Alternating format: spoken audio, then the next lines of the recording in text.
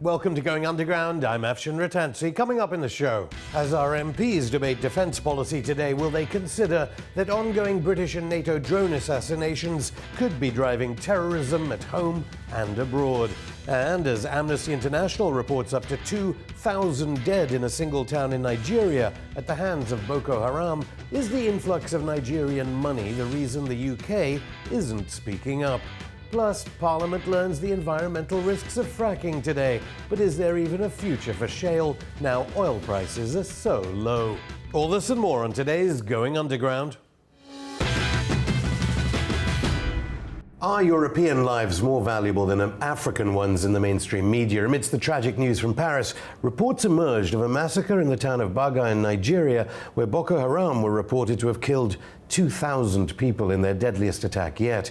Is the failure to call for immediate action a sign of the British government's different strategy when it comes to dealing with an oil-rich nation whose president visited David Cameron in 2013 and where business interests may be helping prop up our ailing economy? Joining me is Alice Ukoko, a campaigner and founder of Women in Africa. Welcome back. Alice, so how bad is the situation in Nigeria if we're getting reports like this? Well, again, I would say first that Nigeria has the biggest problem that Nigeria has is always the people jumping to the floor and trying to challenge. They want to shut down the voices of reasoning and the voices of truth. And I say today, before I say anything, that I'm not a member of the APC, nor am I a member of Boko Haram.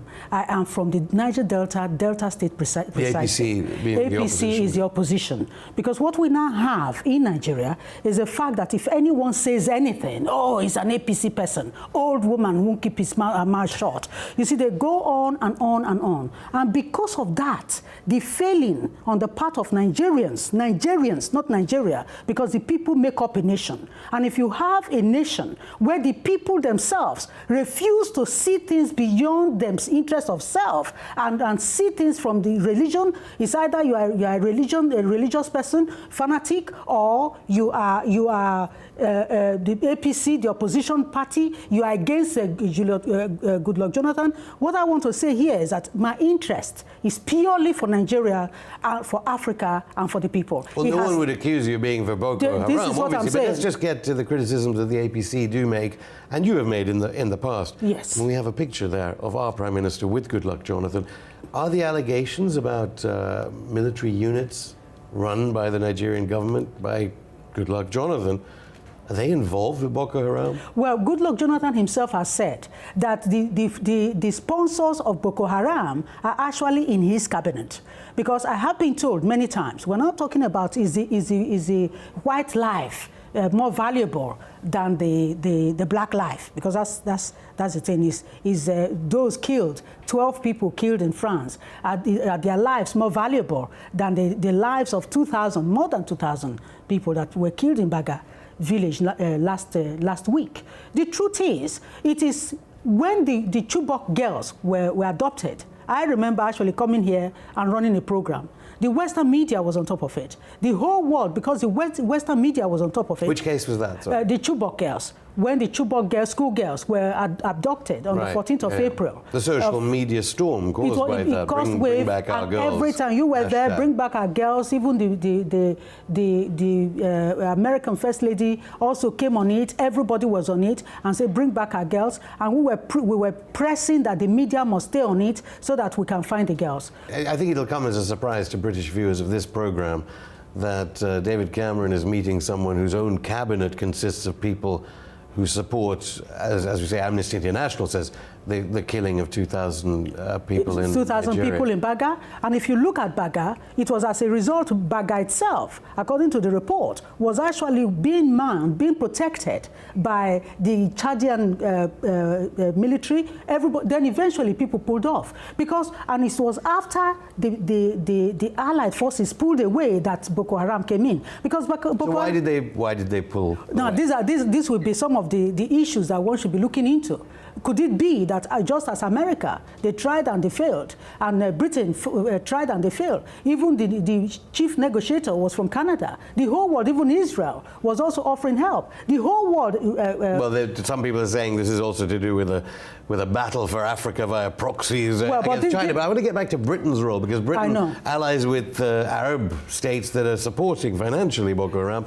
And is Britain an ally of the Nigerian government? But do you really think, do you believe that Boko Haram is being sponsored only from outside? I don't believe that. I believe that, because many people have told me that, Alice, the issue of Boko Haram is a political issue for the Nigerian political class. What about the British involvement in Nigeria? What should the British government be doing? Because obviously David Cameron, very nice to them. Is there another element here which is about British business interests, which is why Britain doesn't want to get involved? No, but the point is, if you find, and it's not only Britain that is now pulling back, I will say that Britain has always been, you look at Nigeria, you look at Britain. Now, Britain has always been involved, and even in Africa, I talked about Britain's role in Libya, in Gaddafi's Libya, and look at Libya now. We talked about Iraq. We saw what happened there. We knew that there was going to be problem, because if nations are sovereign,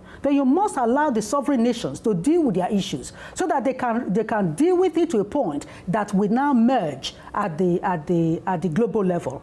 But you cannot pay people in terms of international aid and get involved in their matters and their politics. You are not allowing them to allow the people to install. But that aid is still coming on. So back to this main point, which I think is the surprising point, that if Goodluck Jonathan's own cabinet are supporting Boko Haram, I mean, do you presume that David Cameron phones up Goodluck Jonathan and tells him, well, maybe it's time for a reshuffle?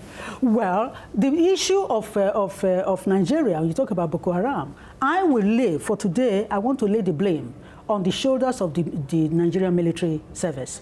Because we don't talk about the role of the military chiefs when it comes to this is the integrity of Nigeria under attack, not from outside force, but it's from within. So what I want us to talk about is the fact that Nigeria has military force. And that military force, how come that the military forces are collecting their money? A lot of them have now put their military uniform down and become politicians. Why is it that the Boko Haram has more sophisticated weaponry than the Nigerian military itself? But the British military have been working with the Nigerian military that you are implying. Well, but the point is, I think, don't forget that what Nigeria has at this time, in spite of all the oil money, the cost of oil is now going down. But all of that, nothing was invested in the nation, because corruption has eaten into it. And I kind of eating into the very fabric of the nation. So that the money that's supposed to go, you go into the budget, they will tell you X amounts went for weapons. This amount was used to pay education for the military people. Now, the point is, where is the money? And where is the money that's supposed to go for the arms, the weapons that soldiers on the ground are supposed to be using? And also, report has shown that in actual fact, those who are training the military, the Nigerian military, have been alleged to also be training the Boko Haram fighters. So we have these issues. So that when we now talk about Boko Haram that are overrunning, this is a domestic group. I've seen them when they go out and their colors are killing. Whatever names, these are a group of criminals. Yes, we can say the same of a group of criminals. They are not the only people destroying Nigeria. We also have those youths who feel that the only way they can make money is to kidnap. They will organize to kidnap someone, then they start looking for ransom. That is a total failure of the economic and social fabric of the country, and political too. Alice Ukoko, thank you. You're welcome.